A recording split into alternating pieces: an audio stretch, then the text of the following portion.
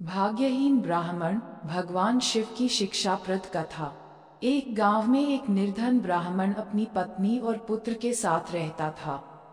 वह अपनी भिक्षा से परिवार का पालन पोषण करता था। एक दिन ब्राह्मणी ने अपने पति से कहा, मैं अपनी भूख और प्यास सह सकती हूँ, लेकिन बेटे की स्थिति देखना मुझे सहन नहीं होता।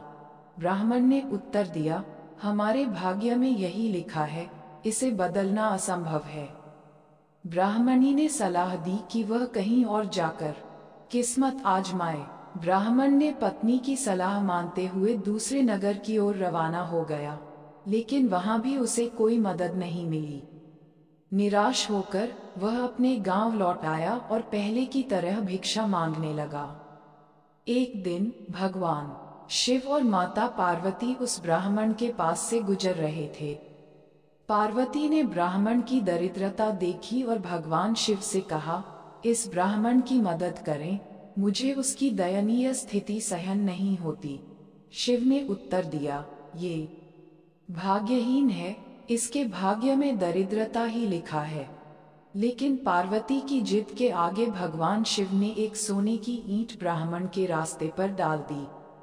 ब्राह्मण ने सोचा कि वह आंखें बंद करके कितनी दूर चल सकता है और सोने की ईंट के करीब से गुजर गया, लेकिन उसे नहीं देखा। भगवान शिव और माता पार्वती कैलाश लौट गए। पार्वती ने ब्राह्मण के बारे में सोचा और भगवान शिव से अनुरोध किया कि वे ब्राह्मण के परिवार को धनवान बनाएं। शिव ने उनकी बात मानते हुए ब्राह्मण के घर जाकर 3 वर देने का प्रस्ताव किया। ब्राह्मणी ने पहले वर के लिए भगवान शिव से सुंदरता और जवानी की इच्छा व्यक्त की। शिव ने उसे सुंदर और जवान बना दिया और वह गांव के जमींदार के पुत्र को प्रभावित कर शादी के लिए ले जाया गया।